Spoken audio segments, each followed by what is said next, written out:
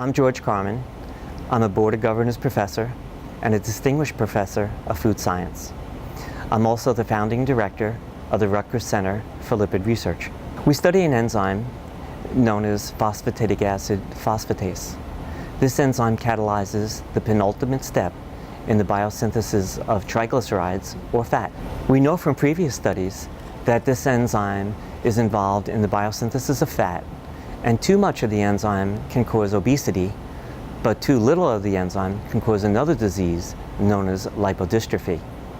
We found that if we eliminate this enzyme, the lipid precursor that is normally channeled to the biosynthesis of fat is instead channeled to the synthesis of lipids that are deposited in biological membranes. This situation increases the chance of diseases such as cancer and inflammatory diseases and other health problems. Our work on lipid metabolism utilizes baker's yeast as a model system. The advantage of working with baker's yeast is that cells are easy to grow in large quantities, and there's a great deal known about their genetics and molecular biology. This allows us to make mutations almost at will, so we can study the importance of this phosphatidic acid phosphatase enzyme. In this study, we eliminated the PA phosphatase enzyme.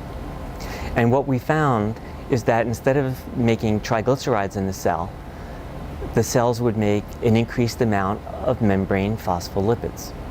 We found that a critical enzyme that's involved in making membrane lipids was activated, causing an increase in an enzyme that initiated membrane phospholipid synthesis. Furthermore, we found that if we made a mutation in the gene for this enzyme, that we could alleviate the increase in membrane phospholipid synthesis, and the cells would actually look normal in spite of the fact that we had also eliminated the PA phosphatase enzyme. The synthesis of fat is important because triglyceride is a storage form of energy. The synthesis of triglycerides are also important because they buffer cells from the toxic effects of free fatty acids.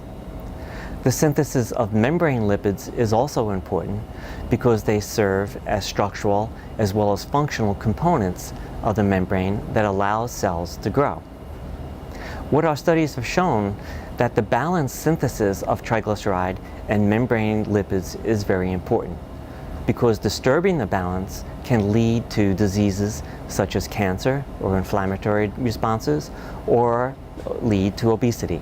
This implies that if we develop a drug to control the synthesis of fat, we also have to consider the biosynthesis of membrane lipids. So the next step in our research is to understand how to fine-tune the activity of this enzyme. And in this way, we can make sure that cells are not making too much fat, but making enough fat, and also that they don't make too much membrane lipids. The phosphatidic acid phosphatase was actually discovered in 1957 when I was only 7 years old. For a number of years, researchers tried to identify the enzyme, but because of technical problems, it was not accomplished until 1989 by a student in my laboratory named Yiping Lin. From that time onward, people were trying to discover the gene that coded for the enzyme. But again, there were massive technical problems in identifying the gene. It was in 2005 when Gil-Soo Han found a sample of the enzyme that was deposited there in 1993. By that time, the human genome had been sequenced.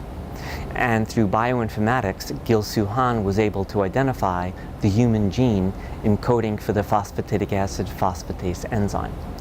Through a series of experiments, he established the gene-enzyme relationship.